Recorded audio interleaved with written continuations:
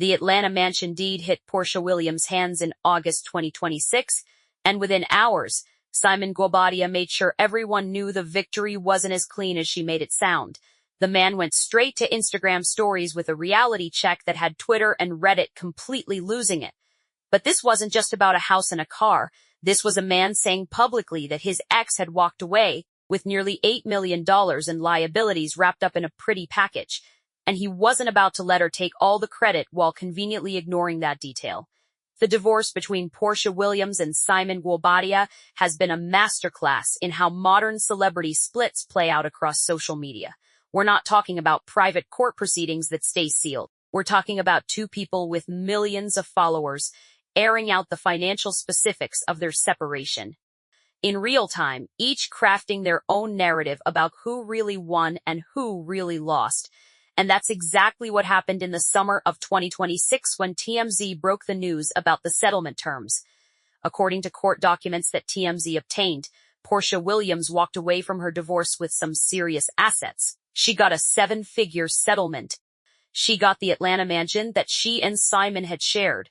She got a 2021 Rolls-Royce Ghost, which isn't exactly pocket change. Simon agreed to reimburse her $1,568,181.63 from his share of the mansion's equity, and he transferred the title to the Rolls-Royce Ghost over to her as well.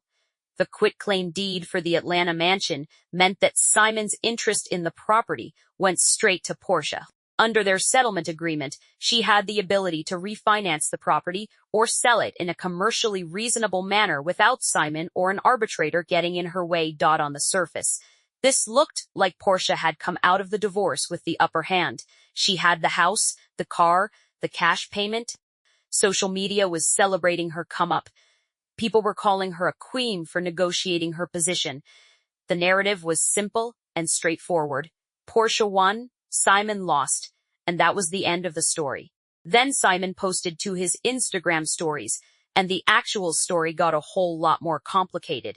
He wrote that everyone was conveniently leaving out the most important detail about Porsha's settlement. She didn't just inherit assets, he claimed. She inherited the liabilities attached to those assets. Porsha was also taking on approximately $8 million in debt. That 7-figure settlement, the mansion, the Rolls-Royce, all of it came with a hefty financial obligation that nobody was mentioning when they were celebrating her victory. Simon's follow-up posts made his position even clearer. He stated that Porsha still had to pay him money on top of everything else she received. And then he added what he probably considered the real flex. He was walking away from the entire situation debt-free. That was his entire argument. Yes, she got the mansion and the car and the cash reimbursement, but she was also taking on approximately $8 million in debt associated with that mansion. Meanwhile, he was free and clear financially. The timing of Simon's response was strategic. He waited just long enough for Porsha and her supporters to celebrate. Then he came in with information that completely reframed the settlement in the eyes of anyone who understood financial implications. He wasn't disputing that she got those assets. He was contextualizing what came with them, and that context changed everything about how people understood the settlement. This kind of clapback has become standard in celebrity divorces over the past few years.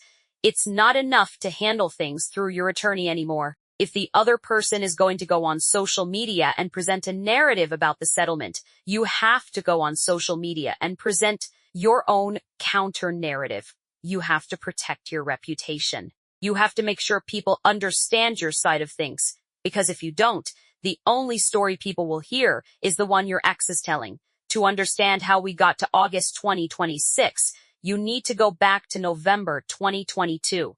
That's when Porsha Williams and Simon Guobadia got married. Porsha, who'd been a cast member on The Real Housewives of Atlanta since 2013, was coming out of a previous marriage to Dennis McKinley, with whom she shares a daughter.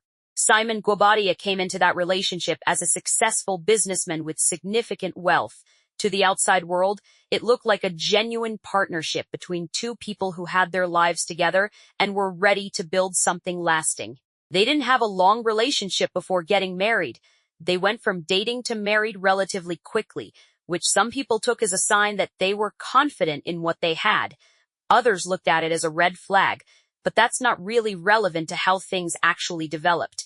What matters is that by the time they got married, the relationship seemed solid enough to them to make that commitment public. Then, by late 2022, things started to fall apart. In February 2024, Porsha filed for divorce. The announcement shocked people because there hadn't been any public indication that things were deteriorating. They weren't leaking stories to TMZ about marital problems. Porsha wasn't going on The Real Housewives complaining about Simon. It seemed like everything was fine, and then suddenly it wasn't. The filing for divorce is where the financial reality of their separation started to come into play. Porsha and Simon had accumulated significant assets during their time together. There was real estate, there were cars, there was wealth that needed to be divided. The court had to figure out how to split their marital property in a way that was fair to both of them. That's where the mansion and the Rolls-Royce come in. That's where the $8 million in debt comes in. For almost 2 years after that divorce filing, the legal process played out behind closed doors.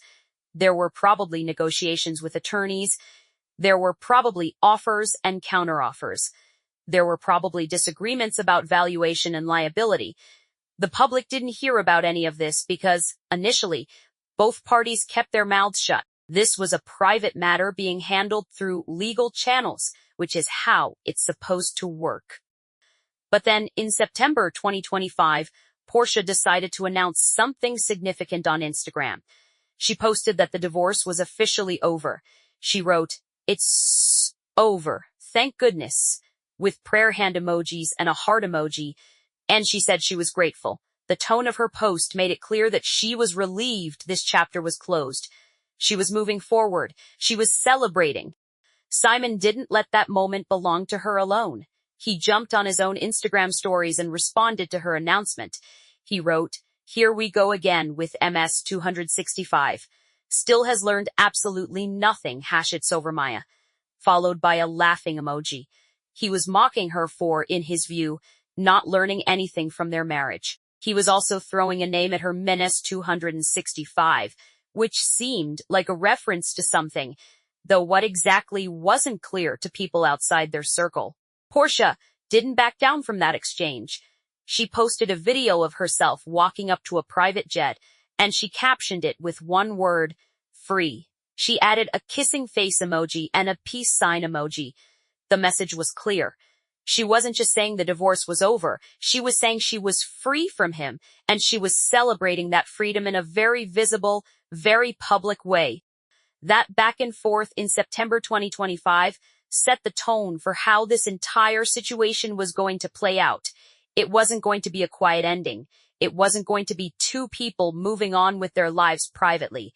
It was going to be very public, very social media driven, with both of them trying to shape the narrative about who won and who lost.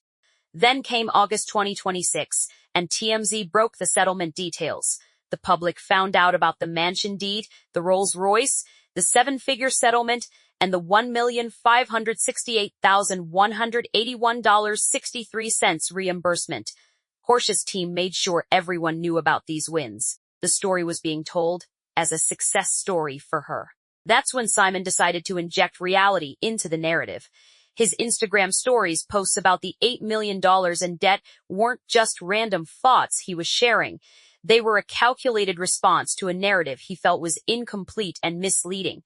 He was saying, yes, she got all those things, but she also took on massive financial obligations. And meanwhile, I'm walking away without any of that burden. The financial implications of what Simon was claiming are significant. If Porsha really did take on $8 million in debt as part of receiving the mansion and the settlement, that completely changes how people should understand what she actually won. That's not the same as walking away with a bunch of assets for free. That's making a calculated financial trade, accepting liabilities in exchange for ownership of property and other assets. It's a business deal, not a victory in the traditional sense. Simon quote S framing of himself as debt-free was also strategic. He was essentially saying, I may have given up a lot in this settlement, but I'm clean. I don't have obligations hanging over my head. I can move forward without financial baggage. Whether that's technically accurate or just his perspective on the situation is something only he and his attorneys would know for certain. But from a reputation standpoint, he was positioning himself as the one who came out ahead financially. The court documents that TMZ obtained give us some insight into the mechanics of the settlement, but they don't tell us everything. The quitclaim deed shows that Simon transferred his interest in the mansion to Porsha. The reimbursement amount is specific, $1,568,181.63. The Rolls-Royce Ghost title transfer happened.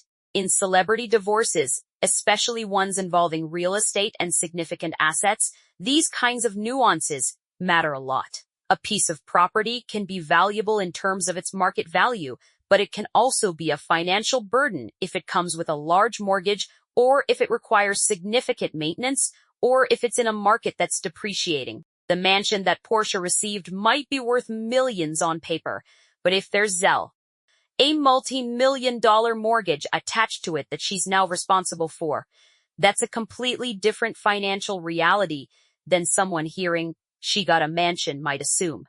Simon seemed to be arguing that Porsha had been presented to the public as having won the settlement when, in his view, she'd actually accepted a trade-off that made her more financially burdened in the long term. He got out clean. She got assets, but with obligations. In a pure financial sense, he was arguing he came out ahead.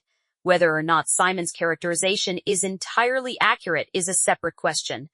The settlement agreement itself would have specific language about what each party is responsible for and what each party is walking away with. There are probably tax implications that neither of